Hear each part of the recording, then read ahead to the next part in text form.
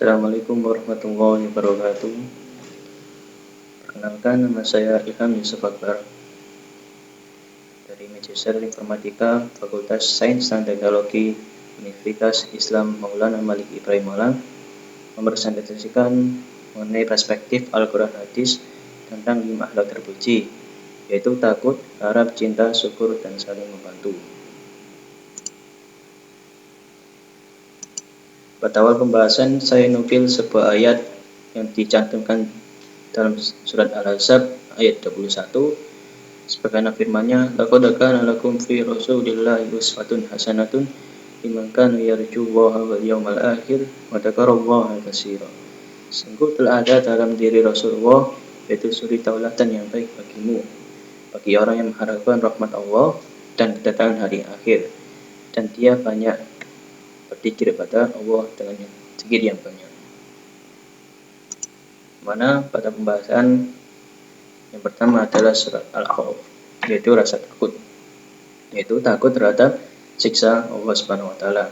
Sebagaimana dalam firman-Nya, ya bani Israil adkuru nikmati allati an'amtu 'alaikum wa aufu bi ahdi ufi bi ahdikum wa iyaya farhabun. Allah ingatkan Bani Israel yaitu akan nikmatku, yang mana Allah telah menganugerahkan pada Bani Israel nikmat yang sangat besar. Namun supaya mereka mau taat dan takut pada siksa Allah Subhanahu wa taala. Allah Subhanahu wa taala juga nyatakan bagi siapa yang takut kepada Allah, maka Allah akan berikan ganjaran baginya berlipat kali. Yang dikutip dalam surah Ar-Rahman ayat 46, waliman khafa maqama rabbih jannatan. Bagi orang yang takut akan saat menghadap Allah, maka Allah akan sediakan dia 2 surga. Dan Allah SWT akan mengancam bagi siapa saja yang tidak mau taat dan patuh pada Allah SWT. Dengan sebuah hadis yang diriwayatkan oleh Imam Muslim, inna adna ahlun nir adaban yantailu binahlai minarin yakdi timahu min hararatin alai.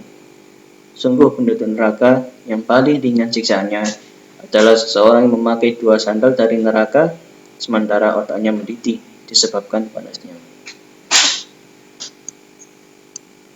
Kemudian pembahasan yang kedua adalah sifat ar-roja, itu berharap. Berharap di sini maksudnya adalah mengharapkan rahmat Allah Subhanahu wa taala. Sebagaimana dikutip dalam ayat, qul ya ibadiyalladzina asrafu ala anfusihim la taqnatu min rahmatillah innallaha yaghfirudz dzunuba jami'a innahu huwal ghafurur rahim. Katakanlah wahai Nabi Muhammad, wahai hambaku yang melampaui batas terhadap diri mereka sendiri, janganlah kamu berputus asa dari rahmat Allah. Sungguh Allah mengampuni dosa-dosa semuanya. Sungguh dialah yang maha pengampun lagi maha penyayang. Surat Az-Zumar ayat 53. Dan Allah juga menyatakan bahwasanya rahmat Allah sangat luas, yang dikutip dalam sebuah hadis yang diriwayatkan oleh Imam Bukhari. Haddatsana Qutaibah bin Sa'id, haddatsana Mughirah bin Abdurrahman Al-Qurasi, an Abi Zifat, anil A'raj, an Nabi Hurairah radhiyallahu anhu qala Rasulullah sallallahu alaihi wasallam, lamma tatkala qadallahu, Allah menetapkan al-khalqa ciptaan, kata bagi kitabi, dia mencatat dalam kitabnya bahwa indahu fawqal ars, sedangkan dia berada di dalam ars.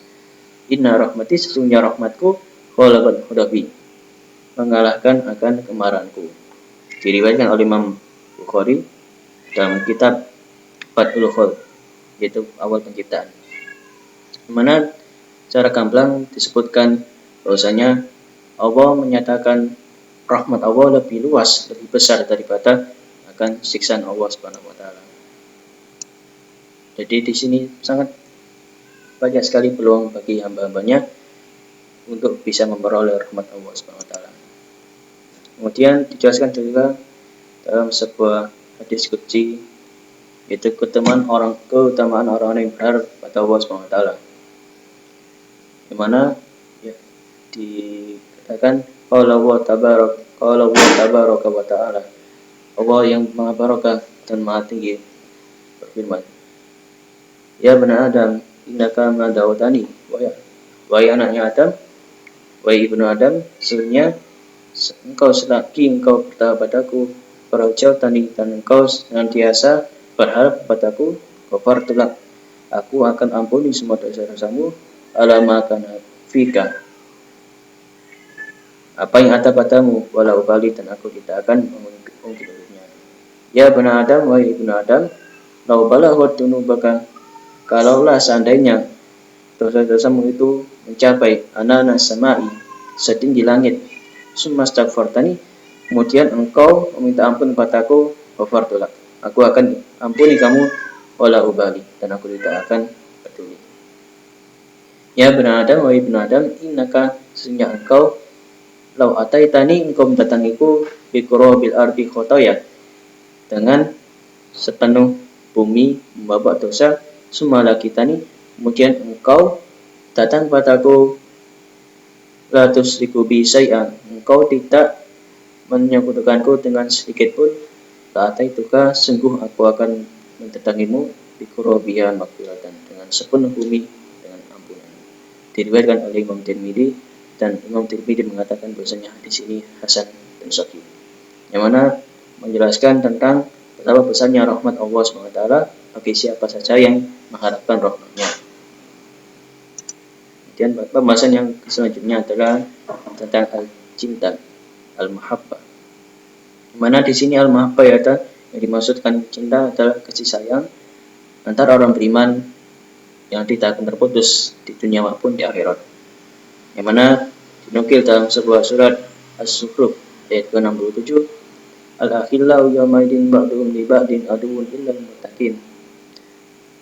Para kekasih, teman-teman akrab pada waktu itu, sebagiannya akan menjadi musuh dengan sebagian yang lain, illal muttaqin, kecuali orang-orang yang bertakwa. Jadi hanya orang-orang bertakwalah yang besok akan menjalin kisah kasih cinta sayang yang akan tetap langgeng di akhirat. Mengapa demikian? Dijelaskan bahwasanya bagi orang-orang yang bertakwa, mereka akan memperoleh kondisinya keimanan, akan dasar dari keimanan mereka. Yang mana dijelaskan salah semangku nafi wajadah lawatal iman.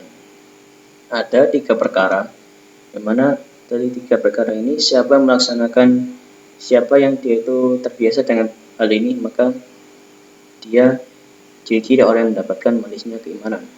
Yang pertama, ayyakuna wa rasuluhu ahabba ilaihi mimma siwahuma. Yang pertama adalah dia menjadikan Allah dan Rasulnya yang dia lebih cintai dari segala-galanya. Kemudian ciri yang kedua, ayyuhul mar'a la yuhibbu illa lillah. Dia tidak mencintai seseorang, atau dia itu mencintai seseorang itu karena Allah Subhanahu wa taala.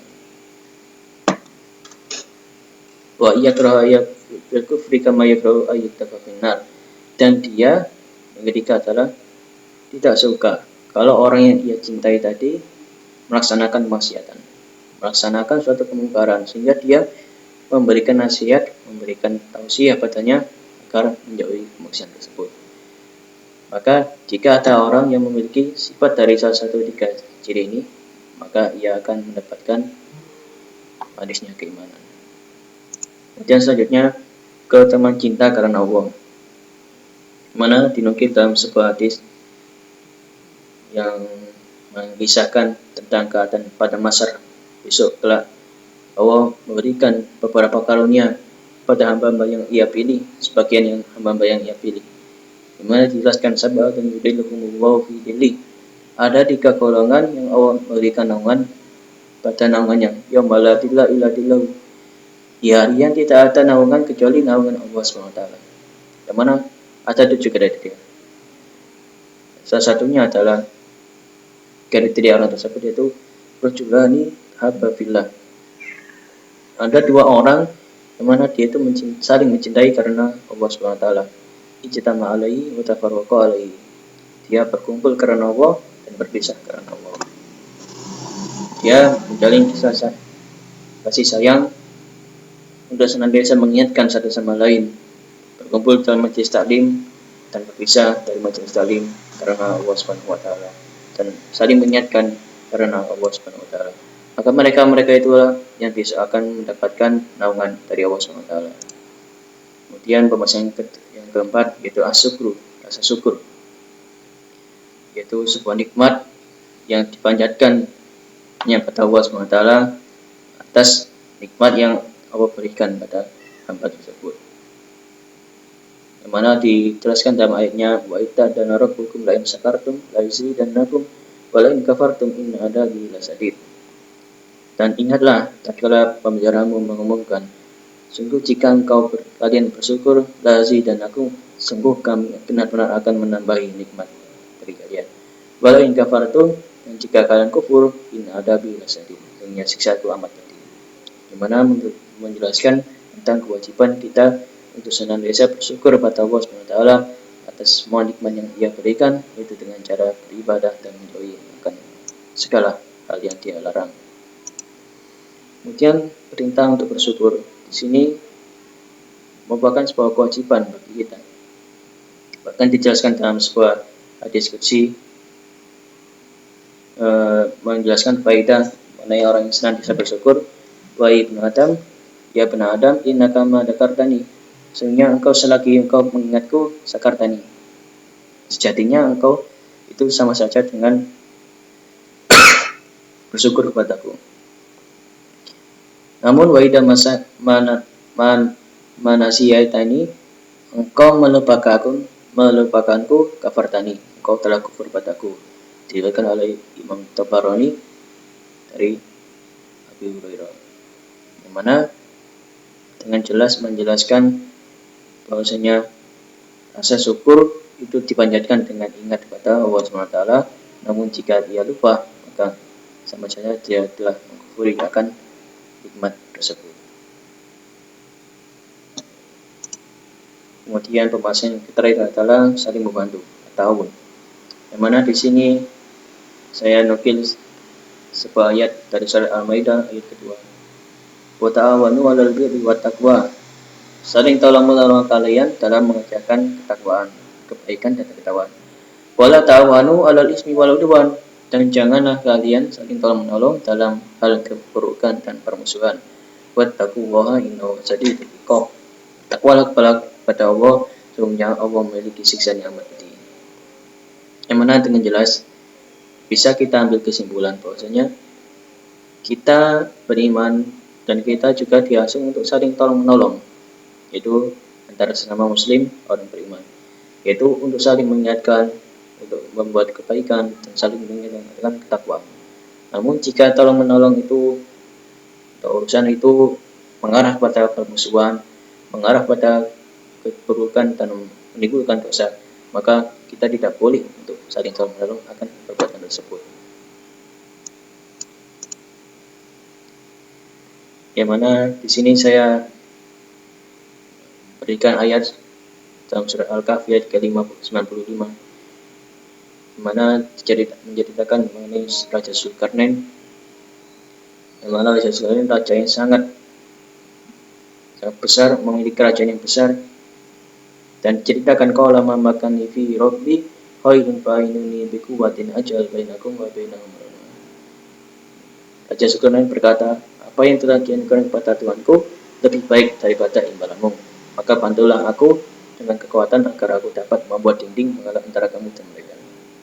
Jadi ceritanya Raja Zulkarnain mendapatkan permintaan bantuan dari sebuah penduduk yang terpencil agar Raja Zulkarnain membuatkan sebuah dinding yang besar untuk memisahkan mereka dengan Ya'juj wa Ma'juj.